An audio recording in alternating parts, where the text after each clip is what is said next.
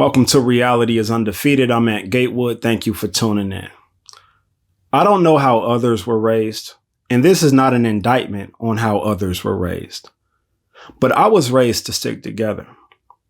When me and my brothers would leave the house and we would go to the movies, the arcade, the bowling alley, we go to the Boys and Girls Club or the Broadacre swap meet or go to that Pizza Hut buffet, the last thing our mother said was, y'all stay together.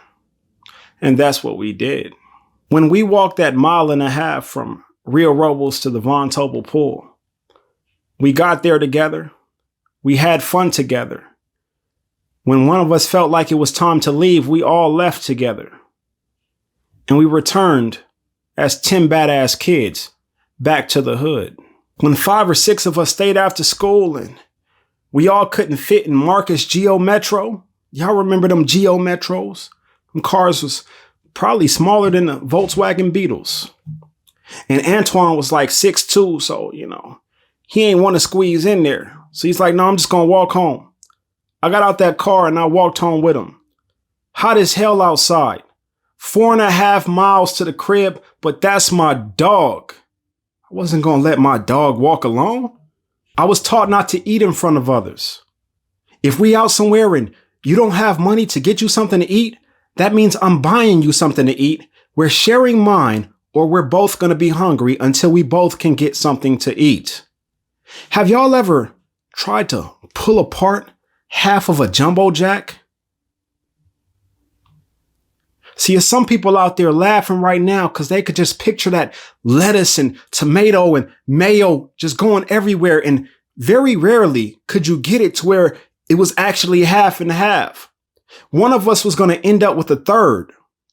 But at that moment, it was going to be the best third of a Jumbo Jack you ever had in your life. There were some dog days where me and Bezel were out filling out applications, looking for jobs all day long. Bus to bus to bus, location to location to location. All we had between us was bus fare and probably $2 extra. We'd hit that Rebel gas station. They had a deal where you could get 2 hot dogs, a bag of chips, and a drink for $1.50. I'd put mustard on mine. He'd put ketchup and relish on his. Then he would take his chips and layer the top of it with chips. I'd take the rest of the chips in those bags and we both would grab a straw. That's what staying together looks like. Yes, we are all individuals, born on different days at different times, on different coasts to different folks, but we are all born into the same group, and I am proud to be born into my group. There is no leaving my people behind. There is only fighting till the desired outcome is achieved, and if we die beforehand, we died an honorable death. How can I worry about me and mine when Martin didn't? When Malcolm didn't? When Fred Hampton didn't? When Dick Gregory didn't? When Bobby Seale didn't? When Medgar Evers didn't? When the sea of black men that you could see behind them didn't? I have lived 2 months shy of 39 years in a much better America because they weren't worried about their personal lives. They were worried about the lives of their people. It is my duty as a man who's able to put forth my best effort and push forward so that the next generation of children can say the same about their America.